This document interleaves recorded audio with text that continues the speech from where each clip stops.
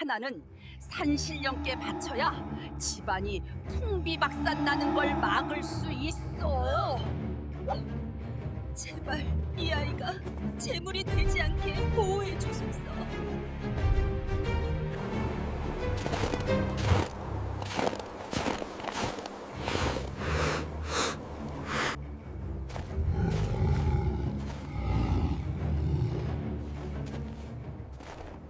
한양 최고의 권세가 판서댁에 태어난 쌍둥이 형제. 하지만 그중 한 명은 축복 대신 귀신이라 불리며 차가운 설산에 버려졌습니다. 20년 뒤 죽은 줄만 알았던 그 아이가 온몸에 짐승의 흉터를 새긴 채 나타났는데 소름 돋게도 그의 곁에는 거대한 암곰 한 마리가 그림자처럼 붙어 있었습니다. 인간의 부모는 버렸으나 짐승이 피로 키워낸 아이 곰 발자국점을 가진 아이의 기적 같은 복수와 사랑 이야기를 지금 시작합니다. 워라미인에 오신 여러분 환영합니다. 오늘도 행복한 하루 보내세요.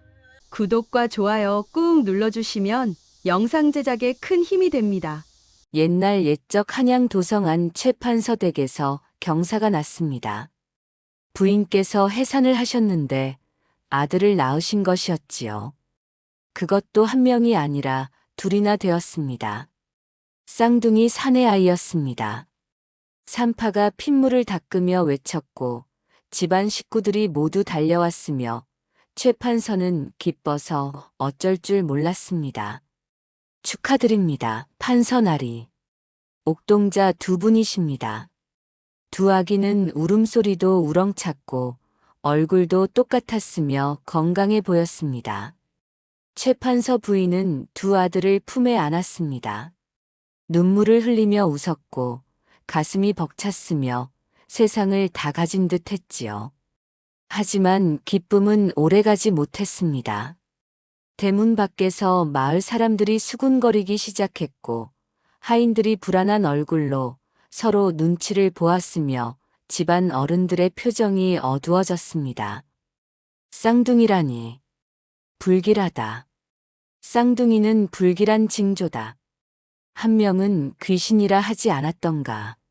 속삭임들이 방 안까지 들렸고 최판서 부인의 미소가 굳어졌으며 품속에 두 아들을 더 꽉 안았지요.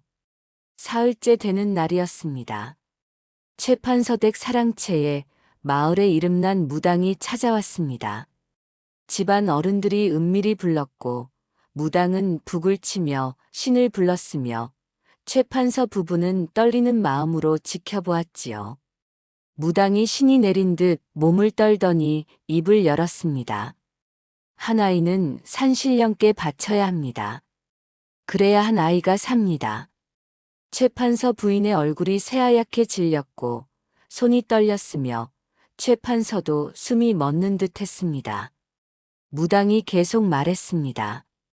둘 다 키우면 집안이 풍비박산 날 것이며 형제가 서로를 죽일 것입니다. 한 아이를 산신당 재단에 바치십시오. 그것이 하늘의 뜻입니다. 무당은 말을 마치고 쓰러졌고 북소리가 멈췄으며 사랑채에는 무거운 침묵만 흘렀습니다. 그날 밤 최판서 댁 안채에서는 비밀 회의가 열렸습니다. 집안 대대로 내려오는 어른들이 모였고 촛불 아래 얼굴들은 어두웠으며 최판서 부인만 없었지요. 대감 어른이 입을 열었습니다. 둘 중 한 명은 보내야 한다. 이는 하늘의 뜻이니 거역할 수 없다. 다른 어른들도 고개를 끄덕였고 한숨을 쉬었으며 최판서는 주먹을 쥐고 있었습니다. 하지만 어찌 내 자식을 판서 한 아들이라도 살려야 하지 않겠는가. 둘 다 잃는 것보다 한 아들을 지키는 것이 도리다. 최판서는 고개를 떨구었고 눈물이 흘렀으며 어쩔 수 없이 고개를 끄덕였습니다. 그럼 누구를? 대감 어른이 말했습니다. 동생을 보내라. 등에 이상한 점이 있지 않더냐. 곰 발자국 같은 것이. 그것이 불길한 징조다. 그 아이를 산신령께 바쳐라. 최 판서는 입술을 깨물었고 손톱이 손바닥에 박혔으며 피가 났지만 느끼지 못했습니다.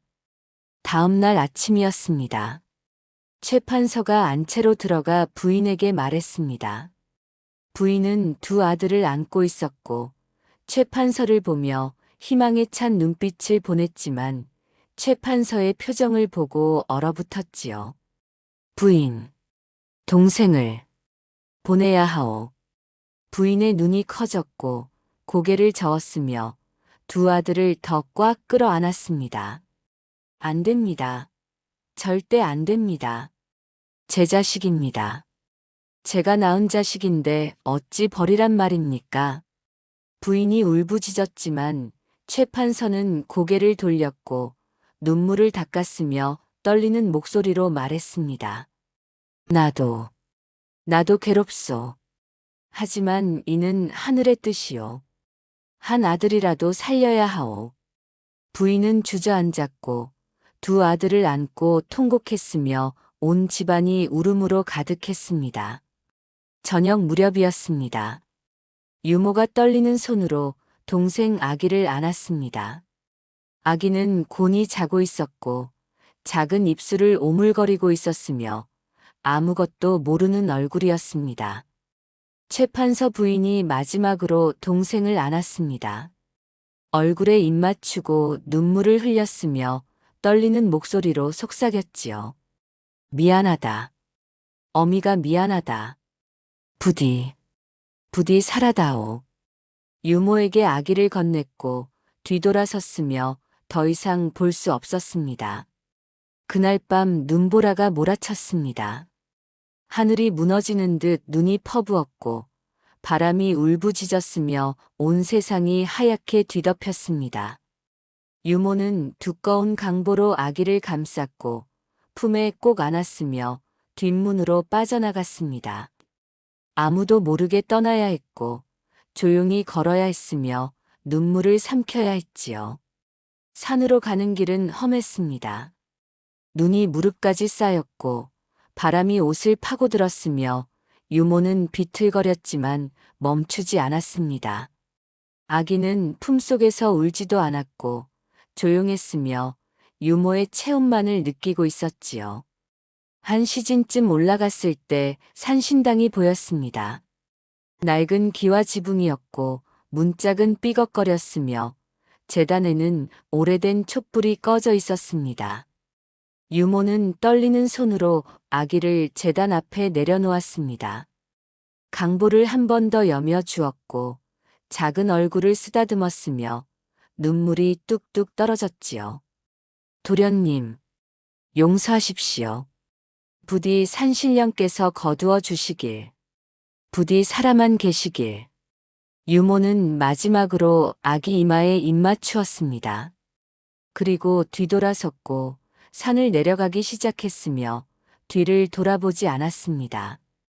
돌아보면 내려갈 수 없을 것 같았고 차라리 함께 얼어 죽고 싶었지만 그럴 수 없었지요. 아기의 울음소리가 들렸습니다. 작고 가느다란 울음이었고 눈보라에 묻혔으며 점점 멀어졌습니다. 유모는 귀를 막고 뛰어내려갔고 통곡했으며 그렇게 밤은 깊어갔습니다. 산신당 앞에 혼자 남겨진 아기는 울다 지쳐 잠들었고 눈이 강보 위에 쌓이기 시작했으며 체온이 서서히 식어갔습니다. 그 무렵 그 산속 깊은 곳에는 약초꾼 한 사람이 살고 있었습니다. 이름은 초부였고 나이는 50이 넘었으며 홀로 오두막을 짓고 지냈습니다. 본래 한양에서 의원이었지만 10년 전 역병으로 처자식을 모두 잃었고 세상을 등지고 산으로 들어왔으며 이제는 사람보다 짐승과 더 가까웠지요. 3년 전 어느 가을날이었습니다. 초부가 약초를 캐러 깊은 골짜기로 갔을 때 이상한 신음소리를 들었습니다. 낮고 괴로운 소리였고 짐승의 울음 같았으며 초부는 조심스럽게 다가갔지요. 바위 틈에 커다란 곰이 쓰러져 있었습니다. 앞다리에 사냥꾼의 덫이 박혀 있었고 피가 흘러 웅덩이를 이루고 있었으며 곰은 숨만 가쁘게 쉬고 있었습니다. 초부는 멈칫했습니다. 곰은 위험한 짐승이었고 자칫하면 목숨을 잃을 수도 있었지만 의원의 마음이 발동했습니다. 짐승이라도 살리는 게 의원의 도리지. 초부가 중얼거리며 천천히 다가갔습니다. 곰이 고개를 들어 초부를 보았고 으르렁거렸지만 힘이 없었으며 초부는 겁내지 않고 무릎을 꿇었습니다. 가만히 있거라. 내가 살려주마. 초부가 부드럽게 말하며 덫을 살폈습니다. 새로 된 덫이었고 날카로운 톱니가 살을 파고들어 뼈까지 보였으며 조심스럽게 덫을 벌렸습니다. 곰이 신음했지만 공격하지 않았고 초부를 바라보았으며 눈빛에는 고통과 함께 무언가 다른 것이 있었지요. 덫을 풀어내는데 한 시즌이 걸렸습니다. 초부는 품에서 약초를 꺼냈고 상처에 발라주었으며 천으로 단단히 감아주었습니다. 이제 괜찮을 것이다. 며칠 쉬면 나을 게야. 초부가 말했습니다. 곰은 초부의 손을 가만히 바라보았고 혀로 살짝 하찼으며 감사를 표현하는 것 같았습니다. 초부는 미소 지었고 곰의 머리를 쓰다듬어 주었으며 일어섰습니다. 잘 있거라. 다시는 덫에 걸리지 말고. 며칠 후 초부가 오두막에 있을 때 밖에서 소리가 났습니다. 문을 열어보니 그 곰이 서 있었고 회복된 모습이었으며 앞발에는 산짐승 한 마리를 물고 있었지요. 곰이 짐승을 내려놓고 초부를 바라보았습니다. 초부는 놀랐고 감동했으며 고개를 숙여 인사했습니다. 고맙다. 내가 은혜를 갚으러 왔구나. 그날 이후 곰은 가끔 초부의 오두막 주변을 맴돌았습니다. 멀리서 지켜보기도 하고 가끔 짐승을 가져다 놓기도 했으며 초부와 곰은 이상한 우정을 쌓아갔습니다. 하지만 1년 전부터 곰이 나타나지 않았습니다.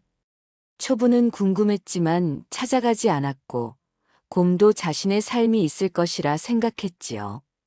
사실 그 곰은 새끼를 낳았던 것입니다. 2마리였고 동굴에서 정성껏 키웠으며 행복했지만 한 달 전 사냥꾼의 덫에 새끼들이 걸렸고 둘 다 잃었으며 곰은 슬픔에 빠져 있었습니다. 동굴 안에서 울부짖었고 먹지도 못했으며 죽은 새끼들 곁을 떠나지 못했습니다. 그날 밤 눈보라가 칠 때도 곰은 동굴에서 슬픔에 잠겨 있었고 가슴이 터질 듯 아팠으며 젖이 퉁퉁 불어 고통스러웠지요. 그날 밤 눈보라가 절정에 이르렀을 때였습니다. 곰은 동굴 안에서 웅크리고 앉아 있었고 죽은 새끼들을 생각하며 울고 있었으며 가슴이 찢어지는 듯 했습니다. 바람이 동굴 입구로 몰아쳤고 눈이 날렸으며 세상은 얼어붙은 듯 했지요. 그때 희미하게 들려오는 소리가 있었습니다. 가느다란 울음소리였고 바람에 실려왔으며 곰은 귀를 쫑긋 세웠습니다. 인간 새끼의 울음이었습니다. 곰은 일어섰고 동굴 밖으로 나갔으며 소리가 나는 쪽을 향해 걸었습니다. 눈보라가 얼굴을 때렸지만 개의치 않았고 본능이 이끄는 대로 움직였으며 산신당 쪽으로 향했지요. 산신당 앞에 작은 것이 보였습니다. 강보에 쌓인 아기였고 눈이 쌓여 있었으며 울음소리는 점점 약해지고 있었습니다. 곰은 천천히 다가갔습니다. 코를 킁킁거리며 냄새를 맡았고 인간의 냄새였지만 두렵지 않았으며 조심스럽게 코를 갖다 댔습니다. 아기가 울음을 멈췄습니다. 눈을 뜨고 곰을 바라보았고 작은 손을 뻗었으며 곰의 코를 만졌습니다. 곰은 멈칫했습니다. 아기의 손이 따뜻했고 부드러웠으며 죽은 새끼들의 감촉이 떠올랐지요. 곰이 조심스럽게 강보를 헤쳤습니다. 아기의 등을 보았고 거기에 검은 점이 있었으며 곰 발자국 모양이었습니다. 곰의 눈이 커졌습니다. 심장이 뛰는 듯 보였고 숨을 거칠게 내쉬었으며 아기를 계속 냄새 맡았습니다. 그리고는 아기를 핥기 시작했습니다. 마치 자신의 새끼를 대하듯 조심스러웠고 본능이 발동한 것처럼 보였으며 등의 점을 계속 핥았지요. 곰은 입으로 강보를 조심스럽게 물었습니다. 새끼를 옮길 때처럼 살살 물었고 힘을 주지 않았으며 천천히 동굴로 향했지요. 눈보라가 더욱 거세졌지만 곰은 아기를 지켰고 품에 감췄으며 한 걸음 한 걸음 걸어갔습니다. 동굴에 도착했습니다. 곰은 아기를 마른 풀 위에 내려놓았고 자신의 몸으로 둥글게 감쌌으며 따뜻하게 해주었습니다. 아기는 추위에 파랗게 질려 있었지만 곰의 체온이 전해지자 안정을 찾았고 울음을 그쳤으며 곰의 배에 얼굴을 묻었습니다. 본능적으로 젖을 찾았습니다. 작은 입을 벌려 곰의 젖꼭지를 물었고 열심히 빨기 시작했으며 곰의 젖이 나오기 시작했습니다. 곰은 퉁퉁 불어 아팠던 배가 편안해지는 것을 느꼈습니다. 아기는 배불리 먹었고 곰의 품에서 잠들었으며 곰은 아기를 내려다보았습니다. 혀로 살살 핥아주었고 깨끗이 해주었으며 사랑으로 감쌌지요. 곰은 아기를 꼭 안았습니다. 너무 세게 안아서 아기가 잠결에 찡그렸지만 곰은 몰랐고 그저 행복했으며 오랜만에 평화를 느꼈습니다. 밤새 눈보라가 쳤지만 동굴 안은 따뜻했습니다. 곰과 아기는 서로를 안고 있었고 숨소리만 고요히 흘렀으며 새로운 삶이 시작되고 있었지요. 그렇게 첫 겨울밤이 지나갔습니다. 보름이 지났습니다. 눈이 그치고 봄의 기운이 조금씩 찾아왔으며 산에는 새순이 돋기 시작했습니다. 초부는 이른 아침 약초를 캐러 나섰습니다. 지게를 지고 호미를 들었으며 익숙한 발걸음으로 산을 올랐지요. 깊은 골짜기로 들어갔을 때였습니다. 익숙한 기척이 느껴졌고 초부는 걸음을 멈췄으며 주변을 살폈습니다. 그 곰이었습니다. 1년 만에 보는 곰이었고 바위 위에 앉아 있었으며 무언가를 품에 안고 있었습니다. 초부는 반가워 손을 흔들려다 멈칫했습니다. 곰이 안고 있는 것이 이상했고 자세히 보니 강보였으며 그 안에서 아기 울음소리가 들렸지요. 저것이 무엇이냐? 초부가 놀라 중얼거렸습니다. 천천히 다가가며 눈을 크게 떴고 믿을 수 없었으며 곰이 인간 아기를 안고 있었습니다. 곰이 초부를 보았습니다. 반가운 듯 일어섰고 초부를 향해 걸어왔으며 꼬리를 살짝 흔들었습니다. 초부는 숨을 죽였습니다. 곰이 가까이 다가왔고 품속의 아기를 초부 앞에 내밀었으며 낮게 울었습니다. 도와달라는 신호였습니다. 초부는 떨리는 손으로 아기를 받아 안았습니다. 강보를 열어보니 갓난아기였고 아직 100일도 안 된 듯 했으며 곰의 젖을 먹고 있는지 입가에 젖이 묻어 있었습니다. 이게 어찌된 일이냐? 초부가 곰을 보며 물었습니다. 곰은 대답할 수 없었지만 눈빛으로 말하고 있었습니다. 초부는 곰의 눈을 보았습니다. 3년 전 자신이 살려준 그 곰이었고 은혜를 잊지 않고 찾아온 곰이었으며 이제 자신을 믿고 새끼를 맡기는 것이었습니다. 눈물이 흘렀습니다. 초부는 아기를 가슴에 안았고 곰의 머리를 쓰다듬었으며 떨리는 목소리로 말했습니다. 내가 나를 믿는구나. 좋다. 내가 돕겠다.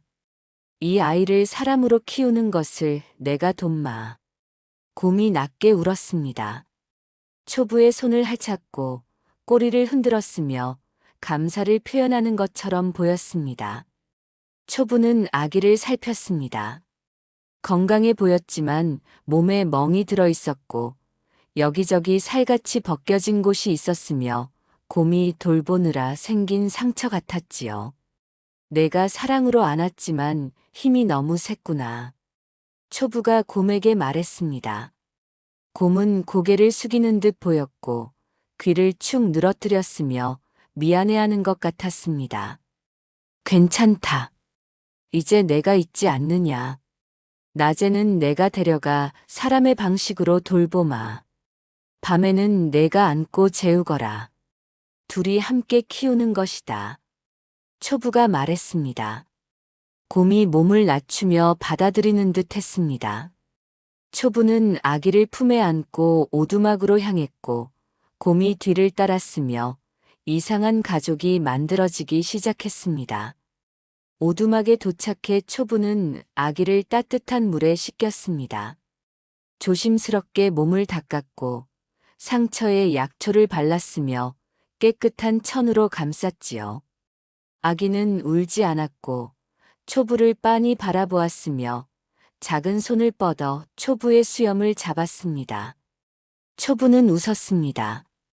오랜만에 느끼는 따뜻함이었고 죽은 자식들이 떠올랐지만 슬프지 않았으며 오히려 위로가 되었습니다. 곰은 오두막 밖에서 기다리고 있었습니다. 해가 지자 초부가 아기를 데리고 나왔고 곰에게 건넸으며 곰은 조심스럽게 아기를 받아 안았습니다. 오늘 밤은 내가 돌보거라. 내일 아침 다시 데려오너라. 초부가 말했습니다. 곰이 고개를 끄덕이는 듯 보였고 아기를 안고 동굴로 향했으며 초부는 그 모습을 지켜보다 오두막으로 들어갔습니다. 그날부터 이상한 일과가 시작되었습니다. 아침이 되면 곰이 아기를 데리고 초부를 찾아왔고 초부는 아기를 돌보며 사람의 방식을 가르쳤으며 저녁이 되면 다시 곰에게 돌려보냈습니다. 둘의 협력이었고 이상한 양육이었지만 아기는 건강하게 자라고 있었지요. 한 달이 지났습니다. 아기는 초부와 곰의 보살핌 속에서 자라고 있었지만 문제가 있었습니다. 매일 아침 초부가 아기를 받아 안으면 몸에 새로운 상처가 생겨 있었고 멍이 들어 있었으며 살같이 벗겨진 곳도 있었지요. 곰이 너무 세게 안았기 때문이었습니다.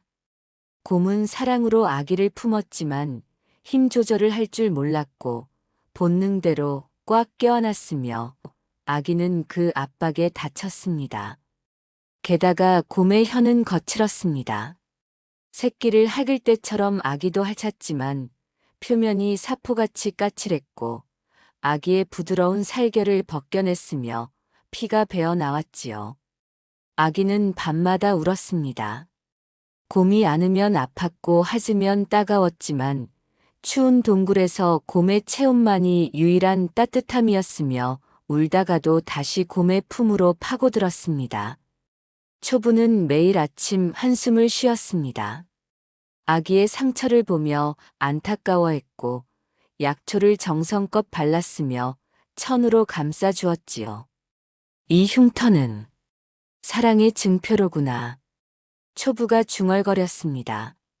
곰은 사랑하고 있었고 최선을 다하고 있었지만 방법이 거칠었으며 그 사랑이 상처가 되고 있었습니다. 초부는 곰에게 말했습니다. 조금만 살살 안아주거라. 하지만 곰은 이해하지 못하는 듯 보였고 여전히 세게 안았으며 매일 같은 일이 반복되었습니다. 아기는 건강했습니다. 곰의 젖을 먹고 살이 올랐고 울음소리도 우렁찼으며 눈빛이 또렷했지요. 초부는 아기를 보며 생각했습니다. 이 아이는 강하구나. 거친 사랑 속에서도 살아남는구나. 곰은 새끼를 핥는 것이 본능이었고 사랑의 표현이었으며 하지 않으면 불안했던 것 같았지요. 초부는 체념했습니다. 그래. 내 방식대로 사랑하거라. 이 아이도 견뎌낼 것이다. 초부가 곰에게 말했습니다. 그날 이후 초부는 매일 아침 더 정성껏 약을 발라주었습니다. 상처가 덧나지 않게 깨끗이 씻기고 좋은 약초를 구해 달여서 발랐으며 천으로 단단히 감싸주었지요. 아기는 낮에 치료받고 밤에 다시 다치는 일을 반복했습니다. 하지만 불평하지 않았고 곰을 보면 웃었으며 작은 손으로 곰의 털을 움켜쥐곤 했습니다. 곰도 아기를 사랑했습니다. 거칠게 안았고 혀로 핥았지만 눈빛만은 부드러웠으며 아기가 우는 소리를 들으면 불안해하는 것처럼 보였지요. 겨울이 깊어갔습니다. 눈이 다시 내리기 시작했고 추위가 몰려왔으며 곰은 아기를 더 꽉 껴안기 시작했습니다. 체온을 나눠주려는 본능이었고 사랑이었지만 아기는 더 많이 다쳤으며 초부는 매일 더 많은 약을 발랐습니다. 견뎌라 아가. 이것도 사랑이란다. 초부가 아기에게 속삭였습니다. 아기는 대답할 수 없었지만 초부를 보며 방긋 웃었고 그 웃음에는 고통보다 평화가 있었지요. 3년이 흘렀습니다. 아기는 이제 아기가 아니었고 걸음마를 떼었으며 동굴 안을 비틀비틀 돌아다녔습니다. 넘어지면 다시 일어났고 곰의 다리를 붙잡고 일어서곤 했으며 곰은 가만히 서서 아이를 지켜보았지요. 초부는 열심히 말을 가르쳤습니다. 오두막에서 하루 종일 아이와 함께 지냈고 사물의 이름을 알려주었으며 천천히 따라하게 했습니다. 이것은 물이다. 물. 이것은 나무다. 나무. 초부가 가르쳤지만 아이는 쉽게 따라 하지 못했습니다.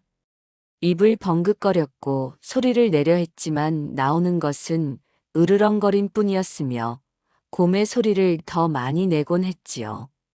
밤이면 곰 곁에서 잠들었기 때문이었습니다. 곰의 울음소리를 듣고 자랐고 곰의 숨소리에 익숙했으며 사람의 말보다 짐승의 소리가 더 편했습니다. 초부는 조급해하지 않았습니다. 천천히 배우면 된다. 서두르지 말거라. 초부가 아이의 머리를 쓰다듬으며 말했습니다. 어느 봄날이었습니다. 아이가 3살이 되던 해였고 산에는 꽃이 피기 시작했으며 새들이 지저귀고 있었습니다. 초부가 오두막 앞에서 약초를 다듬고 있었고 아이는 옆에서 놀고 있었으며 막대기로 땅을 긁적이고 있었지요. 저 멀리서 곰이 나타났습니다. 사냥을 마치고 돌아오는 길이었고 입에 산짐승을 물고 있었으며 아이를 보자 꼬리를 흔들었습니다. 아이가 곰을 보았습니다.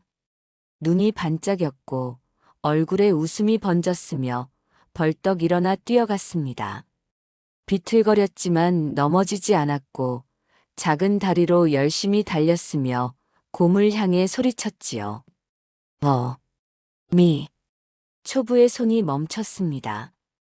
고개를 돌려 아이를 보았고 귀를 의심했으며 다시 한번 들었습니다. 어미, 어미. 아이가 곰을 향해 외치고 있었습니다. 처음으로 사람의 말을 한 것이었고 그것도 어미였으며 곰을 부르는 말이었지요. 곰이 멈춰 섰습니다. 입에 물고 있던 짐승을 내려놓았고 아이를 빤히 바라보았으며 귀를 쫑긋 세웠습니다. 아이가 곰 앞에 도착했습니다. 곰의 앞다리를 붙잡고 매달렸으며 웃으면서 계속 불렀습니다. 어미 어미. 곰이 천천히 고개를 숙였습니다. 아이의 얼굴을 코로 쿵하고 건드렸고 숨을 후우하고 내쉬었으며 그것이 대답처럼 보였습니다. 그리고는 천천히 아이를 핥기 시작했습니다. 거친 혀가 아이의 뺨을 훑었고 아이는 까르르 웃었으며 아파하지 않고 오히려 좋아하는 것 같았지요.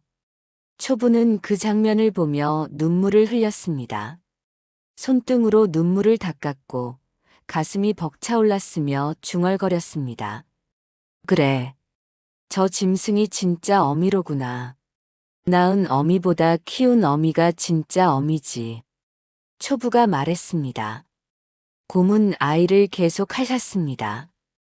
평소보다 더 오래 핥았고 정성스러웠으며 눈가가 젖어 있는 것처럼 보였습니다.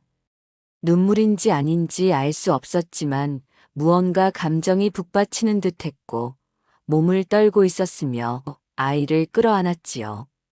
여전히 너무 세게 안았습니다. 아이가 으윽하고 신음했지만 곰을 밀어내지 않았고 오히려 곰의 털을 움켜쥐었으며 그 품에 얼굴을 묻었습니다. 어미. 아이가 다시 한번 속삭였습니다. 목소리가 작았지만 분명했고 곰의 귀에 닿았으며 곰이 낮게 울었습니다. 그날 저녁 초부는 아이를 곰에게 돌려보낼 때 말했습니다. 오늘 이 아이가 처음으로 말을 했느니라. 너를 어미라 불렀다. 초부가 곰에게 말했습니다. 곰은 대답하지 않았지만 아이를 물어 올렸고 평소보다 더 조심스럽게 입에 힘을 주지 않았으며 동굴로 향했습니다. 그날 밤 곰은 아이를 안고 밤새 깨어 있었습니다.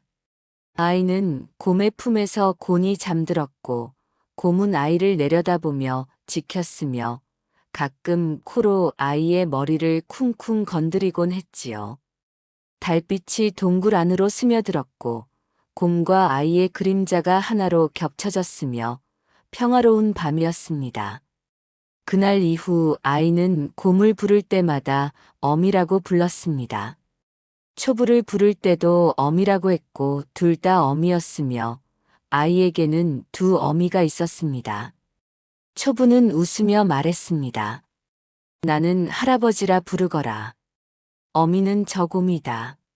하지만 아이는 고집스럽게 초부도 어미라 불렀고 초부는 그것을 받아들였으며 이상한 가족은 그렇게 계속되었지요.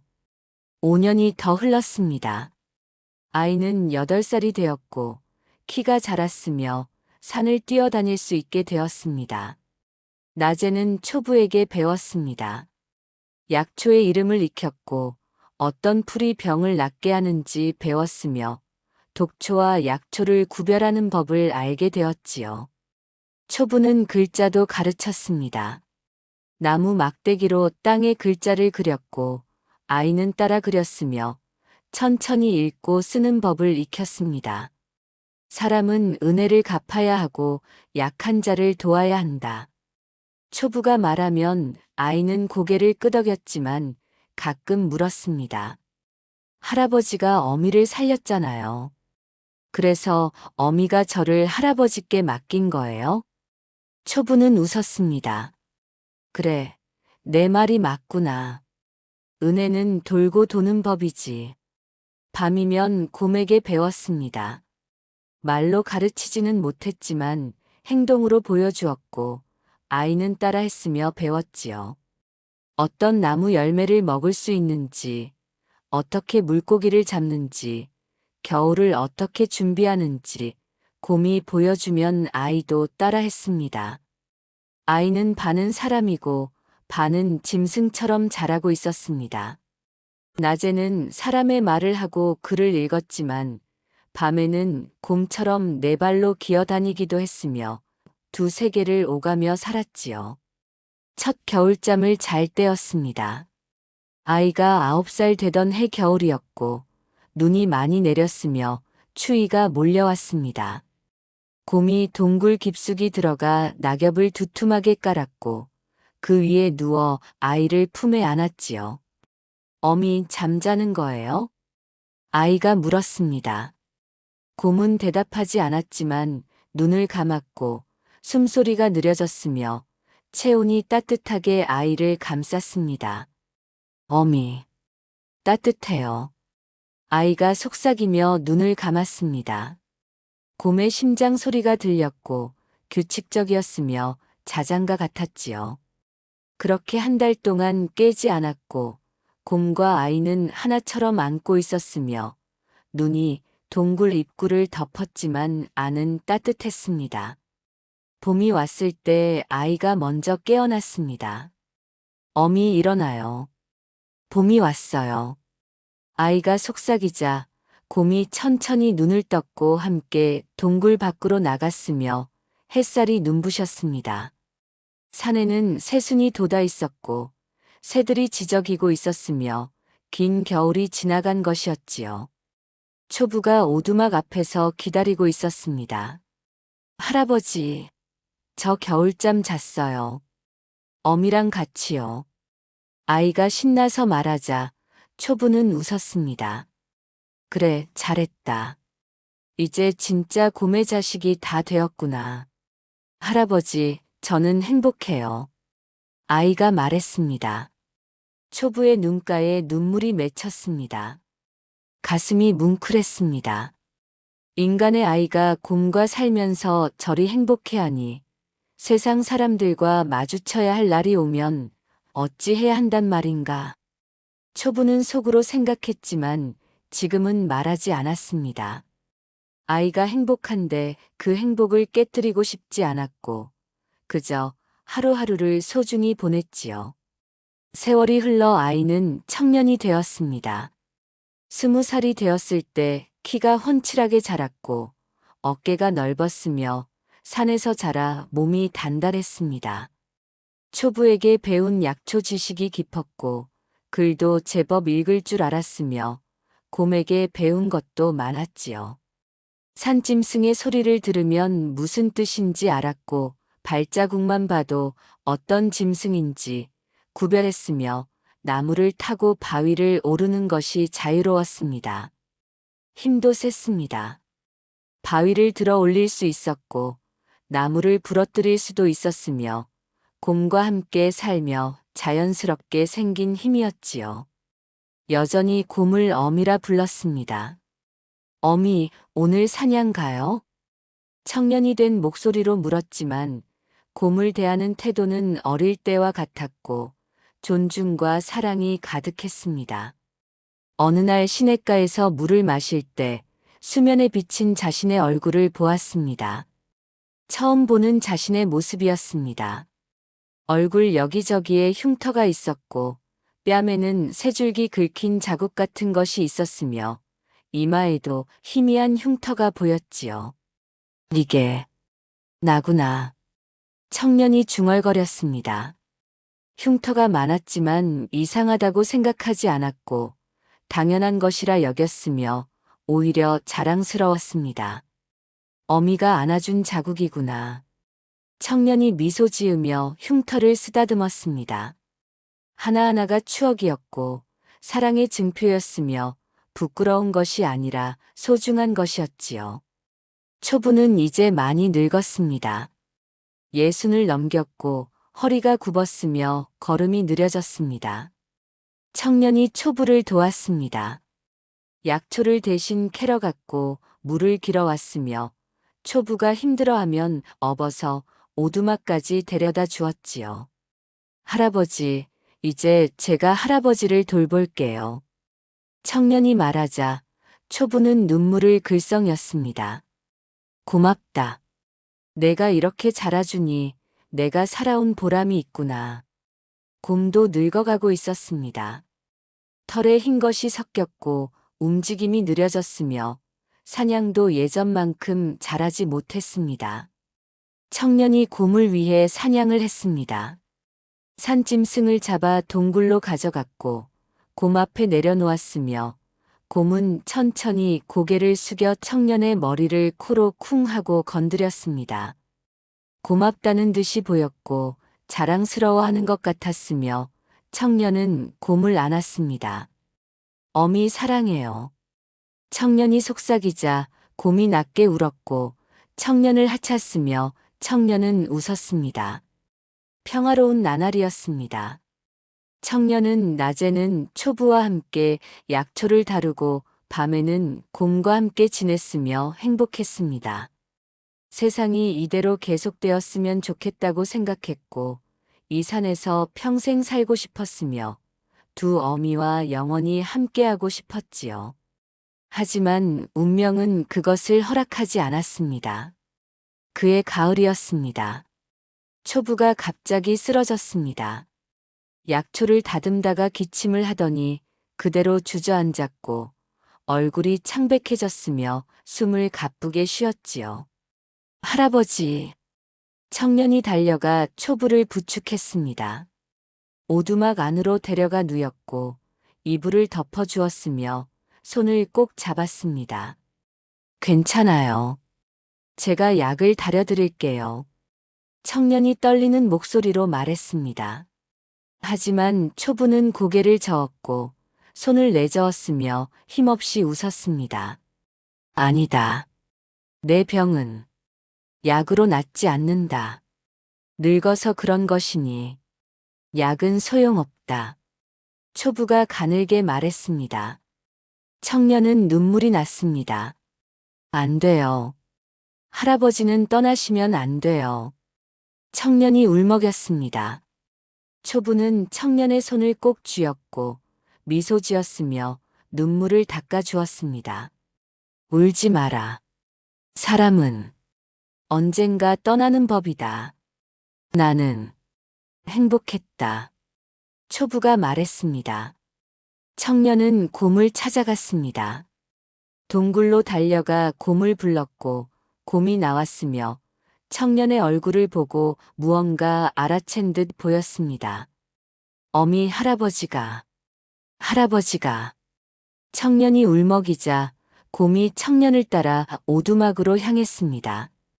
오두막에 들어가 초부를 보았고 곰은 천천히 다가가 초부 곁에 앉았으며 조심스럽게 코를 초부의 손에 갖다 댔지요. 초부가 눈을 떴습니다. 곰을 보고 미소 지었으며 떨리는 손으로 곰의 머리를 쓰다듬었습니다. 고맙다. 내가 이 아이를 키워줘서 나 혼자였으면 이렇게까지 못 키웠을 게다. 초부가 가늘게 말했습니다. 곰이 낮게 울었습니다. 슬픈 소리였고 초부의 손을 살살 핥았으며 눈가가 젖어 보였습니다. 초부는 조금씩 기력을 잃어갔습니다. 청년은 곁을 떠나지 않았습니다. 물을 떠다 드렸고 이마를 닦아드렸으며 손을 꼭 잡고 있었지요. 곰도 오두막 밖에서 떠나지 않았습니다. 나흘째 되는 날 새벽이었습니다. 초부가 마지막 힘을 내어 청년을 불렀습니다. 눈물을 흘렸으며 초부의 말을 들었습니다. 너를 사람으로 키운 게 내 마지막 소원이었다. 내가 이렇게 자라줘서 고맙다. 곰에게도 고맙다고 전해다오. 우리가 서로를 살린 거였다고. 초부가 말을 마치고 눈을 감았습니다. 숨이 천천히 멈췄고 손에서 힘이 빠졌으며 평화로운 얼굴이었지요. 청년이 울부짖었습니다. 할아버지, 할아버지. 목이 터져라 불렀지만 대답이 없었고 초부는 떠나갔으며 청년은 초부를 안고 통곡했습니다. 곰이 오두막 안으로 들어왔습니다. 청년 옆에 앉았고 초부를 보았으며 낮게 길게 울었습니다. 슬픔의 소리였고 산 전체에 울렸으며 나무들이 흔들리는 것 같았지요. 청년과 곰은 함께 초부를 묻었습니다. 오두막 뒤편 양지 바른 곳에 무덤을 만들었고 청년이 땅을 팠으며 곰도 함께 파냈습니다. 초부를 깨끗이 씻기고 좋은 옷을 입혔으며 무덤에 조심스럽게 눕혔습니다. 흙을 덮고 돌을 쌓았으며 청년은 무릎을 꿇고 절을 했습니다. 곰도 옆에서 고개를 숙였지요. 할아버지, 편히 쉬세요. 가르쳐 주신 것 잊지 않겠습니다. 청년이 떨리는 목소리로 말했습니다. 그날 밤 청년은 곰과 함께 동굴에서 잤습니다. 곰이 청년을 꼭 안았고 청년은 곰의 품에서 울었으며 곰도 청년을 하차주며 위로하는 것처럼 보였지요. 이제 둘만 남았습니다. 청년과 곰, 사람과 짐승이었지만 서로에게 전부였고 의지했으며 함께 살아가야 했습니다. 초부가 떠난 후 한 달이 지났습니다. 청년은 홀로 오두막을 지켰고 곰은 여전히 동굴에 살았으며 둘은 매일 만났습니다. 하지만 뭔가 달라졌습니다. 청년은 가끔 산 아래를 내려다보았고 마을이 보였으며 연기가 피어오르는 것을 지켜보곤 했지요. 저곳에도 사람들이 사는구나. 청년은 생각했습니다. 초부가 가르쳐준 사람의 도리가 떠올랐고 은혜를 갚고 약한 자를 돕는다는 말이 기억났으며 문득 궁금해졌습니다. 나도 사람인데 사람들과 살아야 하는 걸까? 하지만 곰을 보면 그런 생각은 사라졌습니다. 곰이 전부였고 어미였으며 떠날 수 없었지요. 그 무렵 산 아래 한양 최판서 댁에서는 큰 일이 벌어지고 있었습니다. 최판서가 갑자기 병에 걸렸습니다. 열이 오르고 기침이 멎지 않았으며 온몸에 힘이 빠져 자리에 누웠습니다. 온갖 명의를 불렀지만 소용없었고 약을 써도 낫지 않았으며 날이 갈수록 병이 깊어졌지요. 최판서 부인은 밤낮으로 울며 기도했습니다. 쌍둥이 중 형만 남았고 남편마저 잃을까 두려웠으며 필사적이었습니다. 마지막으로 찾아온 의원이 말했습니다. 곰 쓸개즙이 유일한 약입니다. 그것을 구하면 판서 나리를 살릴 수 있습니다. 의원이 말했습니다. 최판서 부인의 눈이 반짝였고 집사를 불렀으며 명령했습니다. 당장 사냥꾼을 구해오너라. 곰을 잡아오라 하거라. 돈은 아끼지 말고 얼마든지 주겠다. 최판서 부인이 말했습니다. 집사가 즉시 움직였습니다. 마을로 내려가 사냥꾼들을 찾았고 거금을 내걸었으며 소문이 퍼졌지요. 최판서 댁에서 곰 한 마리에 은자 100냥을 준다더라. 100냥이면 평생 놀고 먹을 돈이다. 사냥꾼들이 수군거렸습니다. 이틀 후 10명의 사냥꾼이 모였습니다. 활과 창으로 무장했고 경험 많은 자들이었으며 으름장을 놓았습니다. 100냥이면 곰 10마리도 잡겠소. 우두머리 사냥꾼이 말했습니다. 집사가 은자 절반을 먼저 주었고 나머지는 곰을 잡아오면 준다고 했으며 사냥꾼들은 만족했습니다. 어디 산에 곰이 있소? 우두머리가 물었습니다. 북쪽 산입니다. 범바위골 근처라 들었습니다. 집사가 말했습니다. 사냥꾼들은 서로 얼굴을 마주 보았습니다. 범바위골은 깊은 산이었고 위험한 곳이었으며 아무도 가지 않는 곳이었지요. 그곳이라. 위험하긴 하지만 돈이 좋으니 가겠소. 우두머리가 말했습니다. 사냥꾼들은 다음 날 아침 일찍 산으로 향했습니다. 활과 창을 들었고 먹을 것을 챙겼으며 결연한 표정이었습니다. 곰 한 마리쯤이야. 빨리 잡고 돌아가자. 사냥꾼들이 말하며 산을 올랐습니다. 산속 깊은 곳에서는 청년과 곰이 아무것도 모른 채 평화롭게 지내고 있었습니다. 청년은 약초를 캐고 있었고 곰은 동굴에서 쉬고 있었으며 위험이 다가오는 줄 몰랐지요. 바람이 불었습니다. 나뭇잎이 흔들렸고 새들이 날아갔으며 무언가 불길한 기운이 산을 감쌌습니다. 곰이 동굴 밖으로 나왔습니다. 코를 킁킁거리며 냄새를 맡았고 귀를 쫑긋 세웠으며 불안한 듯 보였습니다. 멀리서 사람 냄새가 났고 새 냄새가 났으며 여러 명이 다가오고 있었지요. 곰이 낮게 으르렁거렸습니다. 위험을 감지한 것이었고 본능이 경고하고 있었으며 몸을 낮췄습니다. 사냥꾼들이 오고 있었습니다. 사흘째 되는 날이었습니다. 사냥꾼들이 범바위골 깊숙이 들어왔고 곰의 발자국을 발견했으며 뒤를 쫓기 시작했습니다. 이쪽이다. 발자국이 선명하다. 우두머리가 말했습니다. 사냥꾼들은 조용히 움직였고 활시 위에 손을 걸었으며 긴장했지요. 곰은 동굴 근처에서 쉬고 있었습니다.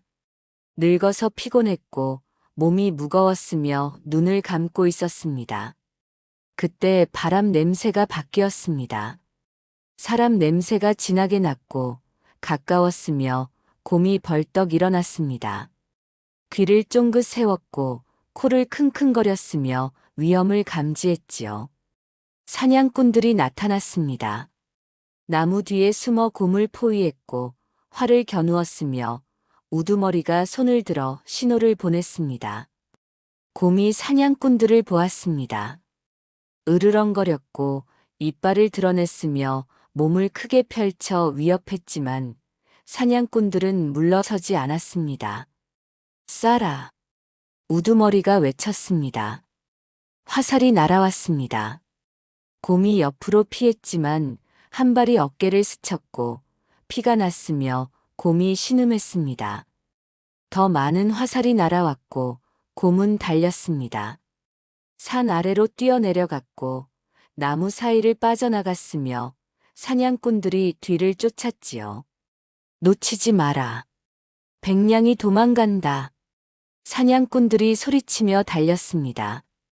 곰은 필사적으로 도망갔습니다. 숨이 가빴고 다리가 후들거렸으며 어깨의 상처에서 피가 흘렀지만 멈추지 않았습니다. 그때 앞에서 익숙한 냄새가 났습니다. 청년의 냄새였고 가까웠으며 곰이 그쪽으로 방향을 틀었지요. 청년은 약초를 캐고 있었습니다. 바구니에 약초를 담고 있었는데 갑자기 땅이 흔들리는 것을 느꼈고 고개를 들었으며 곰이 달려오는 것을 보았습니다. 어미! 청년이 소리쳤습니다. 곰이 청년 앞에 멈춰섰고 거칠게 숨을 쉬었으며 어깨에서 피가 흐르고 있었습니다. 어미 다쳤어요. 청년이 놀라 곰에게 달려갔습니다. 상처를 보고 얼굴이 새하얗게 질렸으며 손이 떨렸지요. 그때 뒤에서 사냥꾼들이 나타났습니다. 활을 겨누고 있었고 10여 명이나 되었으며 청년과 곰을 에워쌌습니다. 비켜라 젊은이. 우두머리가 말했습니다. 저 곰을 잡아야 한다. 청년이 곰 앞을 막아섰습니다. 두 팔을 벌려 곰을 가렸고 사냥꾼들을 똑바로 보았으며 떨리는 목소리로 말했습니다. 안 됩니다. 이 곰이 산에 버려진 저를 살려주었고 키워주었습니다. 죽일 수 없습니다. 청년이 외쳤습니다.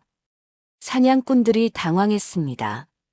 서로 얼굴을 마주 보았고 청년을 이상하게 쳐다보았으며 우두머리가 인상을 찌푸렸습니다. 무슨 헛소리냐? 곰이 어미라니 미쳤구나. 우두머리가 말했습니다. 미친 게 아닙니다.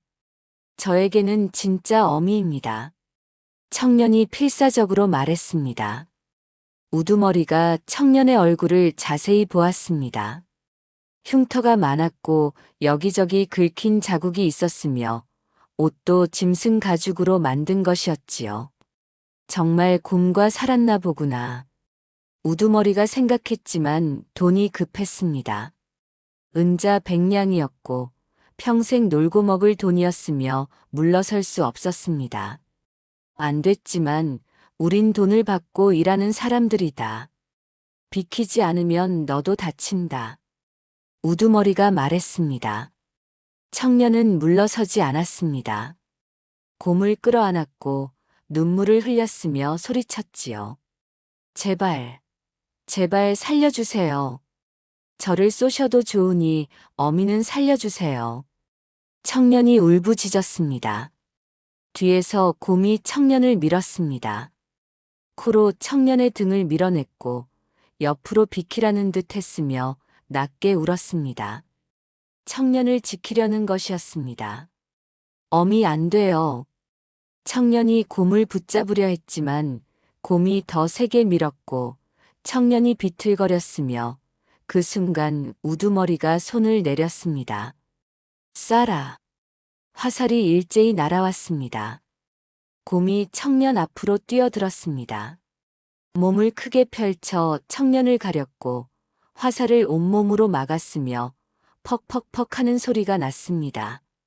화살이 등에 꽂혔고 다리에 꽂혔으며 옆구리에 꽂혔지만 곰은 움직이지 않았습니다.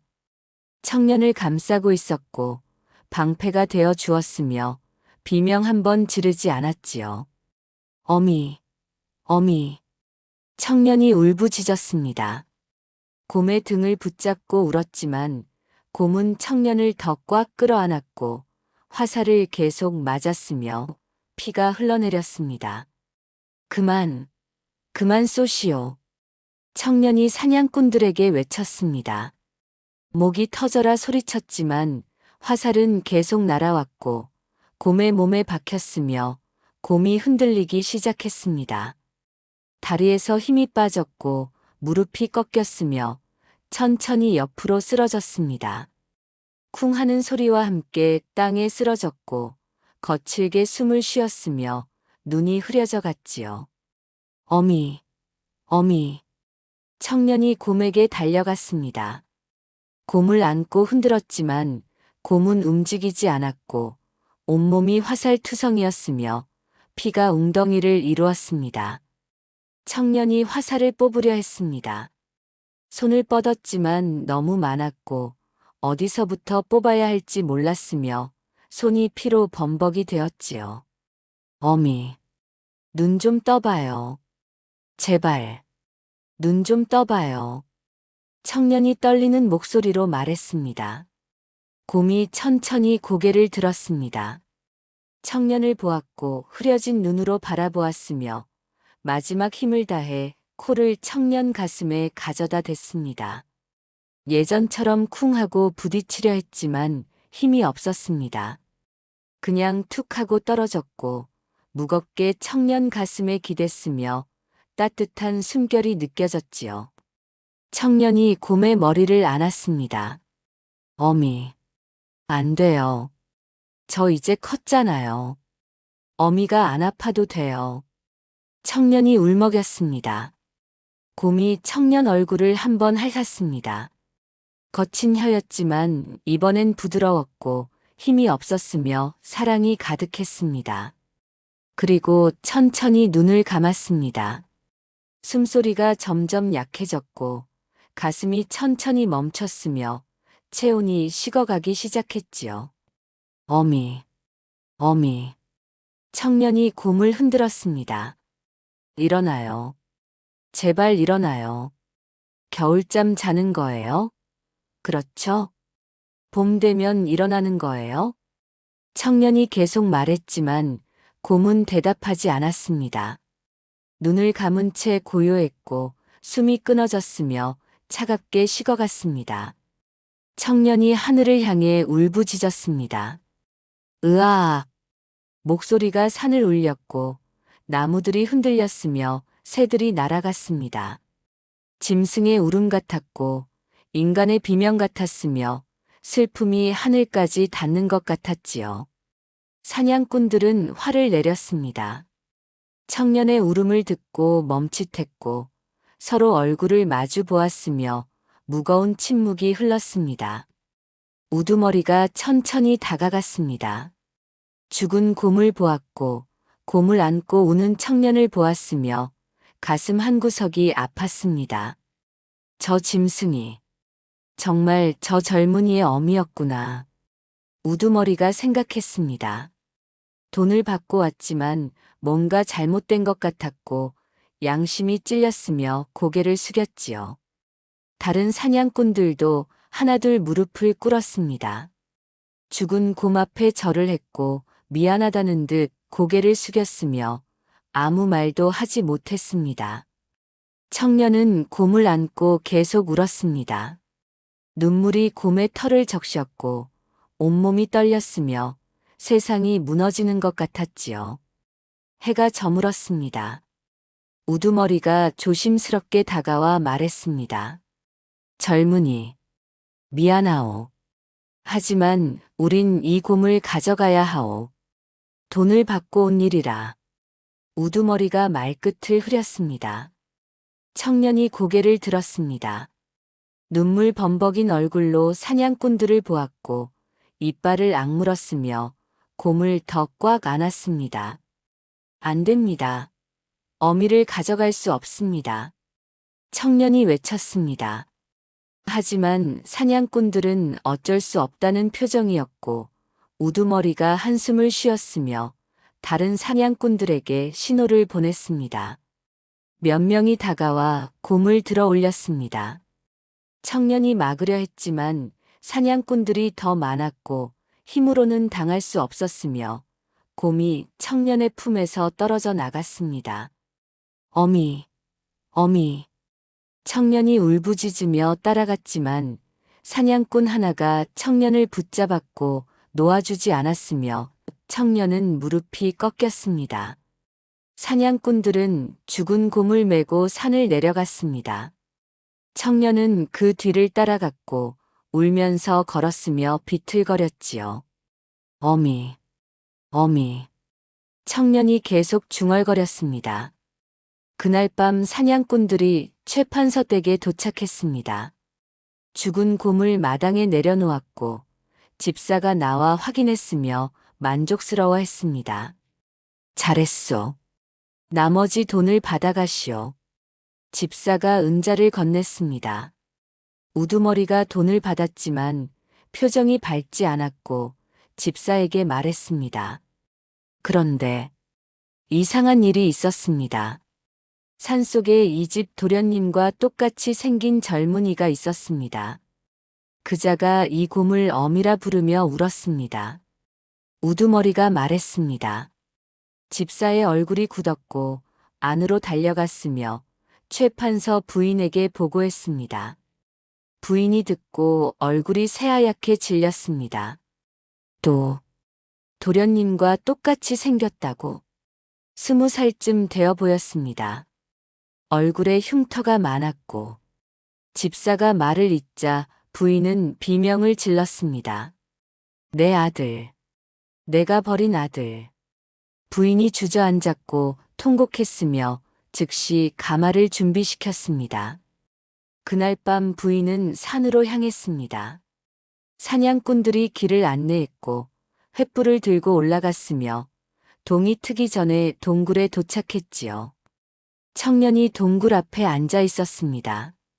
밤새 울었는지 눈이 퉁퉁 부어 있었고 멍하니 앉아 있었으며 부인을 보고도 반응이 없었습니다.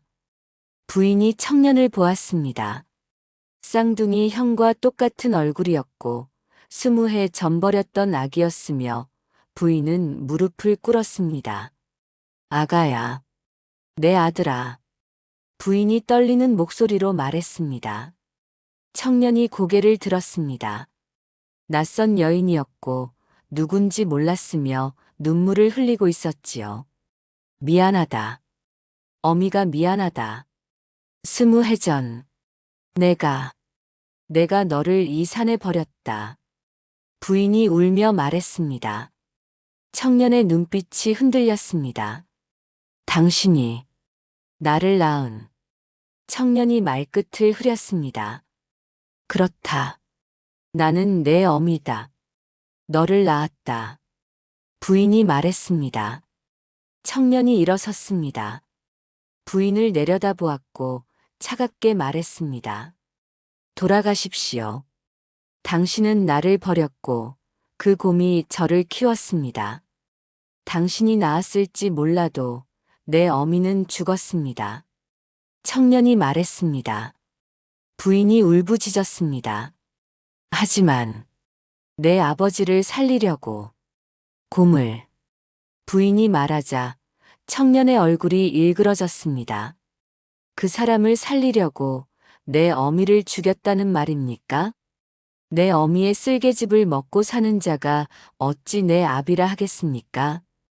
청년이 차갑게 말했습니다. 부인은 대답할 수 없었고 그저 울었으며 청년은 뒤돌아섰습니다. 다시는 찾아오지 마십시오. 청년이 말하고 동굴 안으로 들어갔습니다. 며칠이 지났습니다. 청년은 곰을 찾아야 했습니다. 채판서 댁으로 내려가 사냥꾼들에게 무릎을 꿇었고 애원했으며 사냥꾼들은 차마 거절하지 못했습니다. 따라오시오. 우두머리가 청년을 뒤뜰로 안내했습니다. 곰이 거기 누워 있었습니다. 배가 갈라져 있었고 쓸개가 없었으며 청년이 무릎을 꿇어 곰을 안고 통곡했지요. 가져가시오. 우리가 도와주겠소. 사냥꾼들이 곰을 들어 청년과 함께 산으로 올라갔습니다. 초부의 무덤 옆 양지 바른 곳에 청년이 무덤을 팠습니다. 맨손으로 땅을 팠고 손에서 피가 났지만 멈추지 않았으며 해질 무렵 무덤이 완성되었습니다. 청년이 곰을 깨끗이 닦았고 무덤에 조심스럽게 눕혔으며 흙을 덮었습니다. 어미, 편히 쉬세요. 청년이 떨리는 목소리로 말했습니다. 사냥꾼들은 절을 하고 내려갔고 청년은 홀로 남아 무덤을 안고 밤을 보냈습니다. 이틀째 되는 날 누군가 찾아왔습니다. 청년과 똑같이 생긴 젊은이였고 비단 옷을 입고 있었으며 쌍둥이 형이었습니다. 형이 청년을 보고 멈칫했습니다. 거울을 보는 것 같았고 천천히 다가가 무릎을 꿇었지요. 그대가 내 동생. 고맙습니다. 제 동생을 키워주셔서. 형이 무덤에 대고 말하며 절을 했습니다. 청년이 형을 보았습니다. 형도 눈물을 흘리고 있었고 진심이 느껴졌으며 청년의 가슴 한구석이 흔들렸지요. 그날 오후였습니다. 최판서 부부가 산으로 올라왔습니다. 사냥꾼들에게 모든 이야기를 들었고 곰이 버려진 아들을 키웠다는 것을 알았으며 달려온 것이었지요. 늙어서 허리가 굽었고 얼굴이 야위었으며 청년과 형 앞에 무릎을 꿇었습니다. 용서를 구하러 왔다. 최판서가 떨리는 목소리로 말했습니다. 내 어미를 죽인 죄, 너를 버린 죄. 부인도 울며 고개를 숙였고 청년은 그들을 내려다보았습니다. 한때는 미웠고 원망했지만 이제는 그저 늙은 부모일 뿐이었습니다. 일어나십시오. 청년이 말했습니다. 어미라 부를 순 없습니다. 아비라 부를 수도 없습니다. 하지만 나를 낳아주신 은혜는 잊지 않겠습니다. 청년이 말했습니다. 부인이 울음을 터뜨렸고 최판서도 고개를 숙였으며 청년은 그들을 일으켜 세웠습니다. 저 무덤 앞에 함께 절하시겠습니까? 청년이 물었습니다. 최판서 부부가 고개를 끄덕였고 넷이 나란히 무덤 앞에 무릎을 꿇었습니다. 고맙습니다. 우리 아들을 키워주셔서. 최판서가 무덤에 대고 말했고 절을 했으며 부인도 울며 절을 했습니다. 청년은 그 모습을 보며 눈물이 났습니다. 미움이 풀리는 것 같았고 가슴이 따뜻해졌으며 형이 청년의 어깨를 감싸 안았지요. 해가 지고 최판서 부부가 먼저 산을 내려갔습니다. 그해 가을 약초원이 만들어졌습니다. 형이 준비한 땅에 작은 집도 지어졌고 청년이 산을 내려와 백성들을 치료하기 시작했습니다. 초부에게 배운 대로 약초를 다렸고 정성껏 치료했으며 환자들이 나았습니다. 소문이 퍼졌습니다. 산에서 내려온 약초꾼이 신통하다더라. 흉터가 많지만 손은 따뜻하고 마음씨가 좋다더라. 멀리서도 사람들이 찾아왔고 청년은 모두를 치료했으며 돈이 없는 이는 공짜로 치료해 주었지요. 초부님께서 가르쳐 주신 대로 약한 자를 돕겠습니다. 청년이 말했습니다. 명의로 소문이 났습니다. 세월이 흘렀습니다. 청년은 중년이 되었고 백발이 되었으며 많은 백성들을 살렸습니다. 하지만 매년 겨울이 오면 반드시 산으로 올라갔습니다. 형과 함께 무덤 앞에 절을 했고 청년은 무덤을 안고 하룻밤을 보냈으며 속삭였지요. 어미, 저 왔어요. 올해도 함께 겨울잠 자러 왔어요. 눈이 내렸고 청년을 덮었지만 춥지 않았습니다. 어릴 적 곰의 품에 안겨있던 그 따뜻함이 느껴지는 것 같았고 평화로웠으며 행복했지요. 세상 사람들은 이 이야기를 들으며 말했습니다. 나은 정보다 기른 정이 더 깊다고, 사랑은 때로 거칠지만 그 속에 진심이 담겨 있다고, 그리고 그 사랑은 평생 잊히지 않는다고 말입니다. 지금도 그 산에는 무덤이 남아 있다고 합니다. 봄이 오면 꽃이 피고 겨울이 오면 눈이 덮으며 바람이 불 때마다 곰의 울음소리가 들리는 것 같다고 하지요. 진짜 어미는 낳은 어미가 아니라 키운 어미였습니다.